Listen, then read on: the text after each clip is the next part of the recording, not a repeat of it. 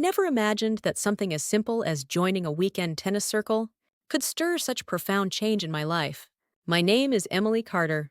I'm 58, divorced, and an empty nester. Both of my children are grown and living their own lives in different cities.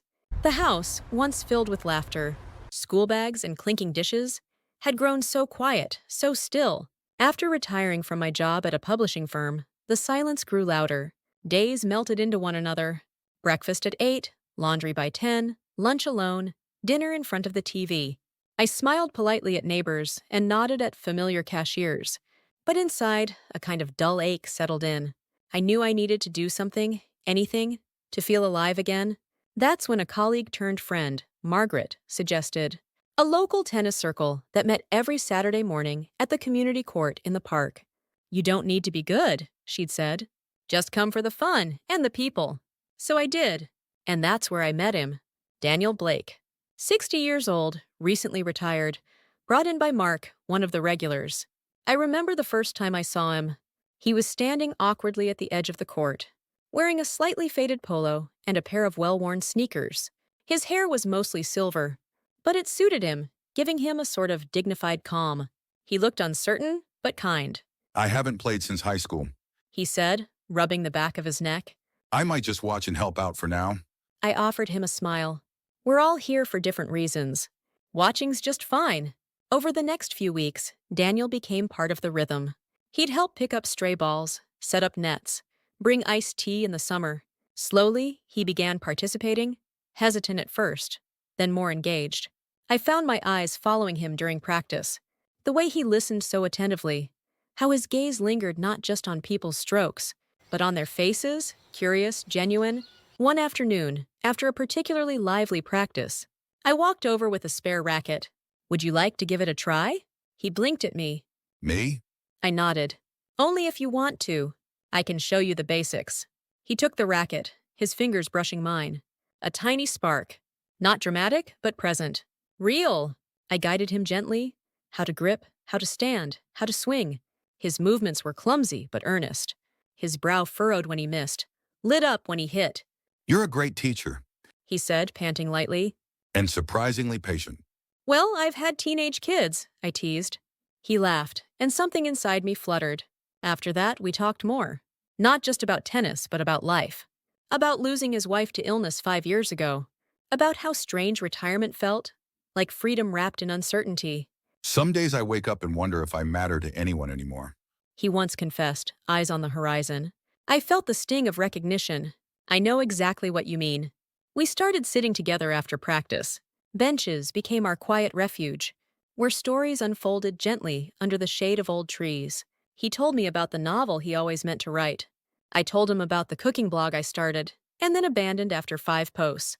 On a late autumn afternoon, as golden leaves danced across the court, we stayed behind while others left. I was folding the nets when I heard him. "Need a hand?" I turned. "I was hoping you'd stay." He smiled, soft sure. We sat down. I hesitated, then said, "I didn't realize how much I missed feeling connected. With someone. With anyone." He was quiet for a moment. Then, "I've been thinking the same. Being here, with you, it's the first time in a while I feel seen." his words settled into my chest, warm and grounding. From that day on, something shifted. We began sharing not just moments, but meaning. Texting during the week. Swapping books. Walking home together. I started waking with anticipation, not dread. Then came the evening at the cafe. We had just finished practice and decided to stop by a small place near the park. It had warm lighting, quiet jazz, and the smell of fresh scones.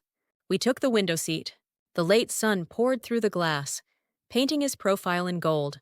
I watched him as he spoke about a documentary he'd seen. "Sorry," I interrupted softly. "You just look peaceful." He paused, looked at me. "That's because I am. You help with that." My throat tightened.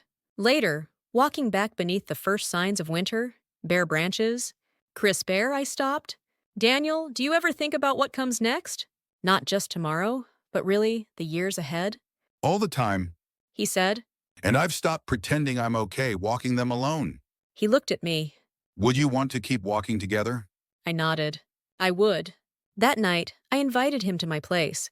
We opened a bottle of wine. I cooked a simple pasta dish, and we ate slowly, talking, laughing. After dinner, we sat close on the couch. I placed my hand gently on his. He turned to me. Are you sure? I am. I want this. We moved to the bedroom. It wasn't rushed or awkward. It was careful, warm, and deeply human. When our bodies finally met, I felt years of loneliness fall away.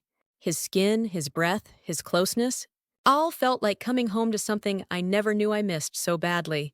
In the quiet after, he kissed my forehead. Thank you for letting me feel again.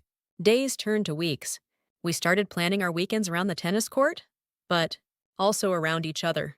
Cooking together, morning walks, old movies, his hand in mine at the farmer's market. Our circle friends teased us gently, but only with warmth. They could see the glow between us. One day, sitting on our favorite bench, I turned to him. I still think it's a miracle What is?